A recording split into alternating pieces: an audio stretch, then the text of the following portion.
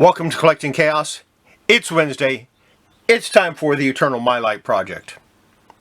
Really have to get some more Mylites. I'm way behind. I have probably 1,500 comics or more that need to go into Mylite and don't have any Mylites to put them in. Yeah, this is going to be rough. Let's get going.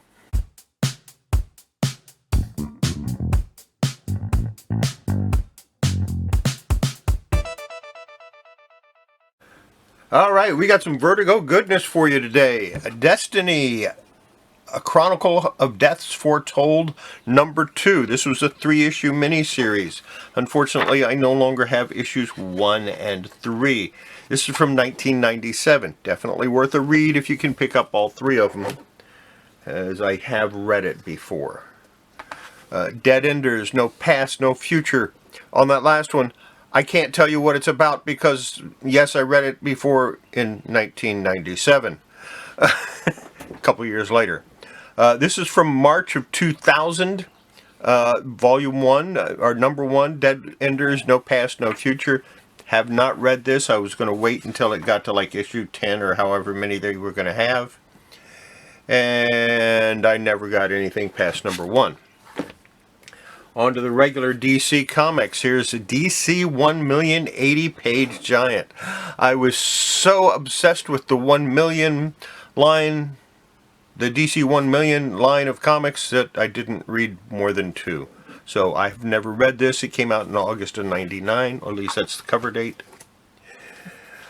Now one that is actually worth something, amazingly enough. DC Comics presents number 47, first appearance of He-Man and the Masters of the Universe in a DC comic, or for that matter, I think in any comic anywhere. This is from 1982. Kurt Swan did the pencils. Wonderful, wonderful book. If you get a chance to pick one up for a reasonable price, do it. As far as I'm concerned, it can only go up. Crimson number 9. I know what you're saying. That's Image, that's Cliffhanger. No, actually, by this time, Wildstorm had sold out to DC Comics. If you take a look in here, it says Crimson, number 9, May 1999, first printing, Wildstorm Publications. DC Comics, a division of Warner Brothers, a Time Warner Entertainment company. So by this time, Jim Lee had gone over to DC Comics and had sold the rights to his characters to DC. So, yeah. And that was in 1999. Next we have Cruel and Unusual number 1. I've been wanting to read this story for years. This came out in '99. It's a 4-issue miniseries, of which I have read none of them because I was behind on my reading, so I didn't read number 1. Missed issue number 2. Then I got issue number 3 and issue number 4.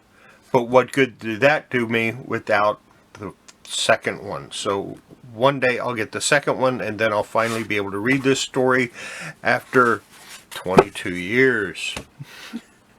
Next up, we have Dr. 13, number 1, from September 1998. I don't remember if I read this one or not. Probably did. I probably read it in a batch of like 30 other comics all at one time, so don't remember a whole lot about it. It is part of the Vertigo Visions line. Next up, Dr. Midnight. I purposely did not read this, and I don't remember why. Probably because this is book 3 of 3, and I don't have the first 2. That's a good reason. Let's move on to Doom Patrol, a number 1. Why do you need to get this comic? Well, aside from being Doom Patrol number 1, obviously it's not their first appearance, but it's their first appearance in the Copper Age. But here's why. Look at that gorgeous wraparound cover. Definitely worth buying. I think this belongs in everybody's collection. Not worth too much. You can probably pick it up fairly cheap. Next, something that you don't see too often. Dexter's Laboratory, #1 from DC Cartoon Network. Of course, is a part of Warner Brothers. So, yeah. Fun. Good stuff. In nice shape. I'll be hanging on to that for a while. Elseworlds Finest. A new take on Batman and Superman? Absolutely. 1 and 2.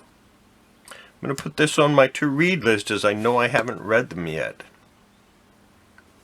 But, yeah.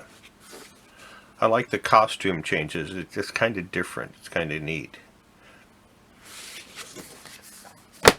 Finally. Nope, not finally. I got a couple more. Elseworlds Finest, Supergirl and Batgirl. Another one that, a different take on the Supergirl and the Batgirl mythos. Definitely something worth reading if you haven't had a chance to yet. Pick this up. It is perfect bound. You're going to ruin it. Don't worry about it. Just read it and enjoy it.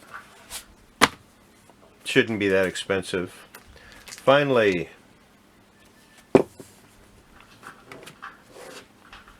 Emperor Joker. This is the last one for today. This has a cover date of October 2000. And you look at it that way, it says Emperor Joker.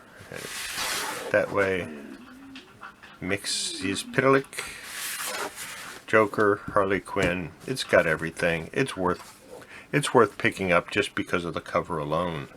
A nice white cover does not need a cleaning, just needs to go in Mylar.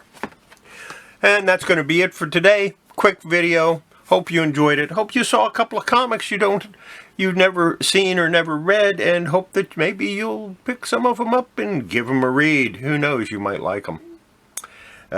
Don't forget, before you handle your comics, cards, toys, videos, whatever, make sure you wash your hands. Subscribe if you aren't subscribed. You know the drill. Subscribe, comment. Watch a video, give it a like if you like it, and share, share the video with your friends. Let me get more subscribers. Get this channel going. Maybe I can buy some new equipment. Make better videos. Anyway, see you next time tonight on Patrick Murphy channel. Unless he cancels. He better not. Bye.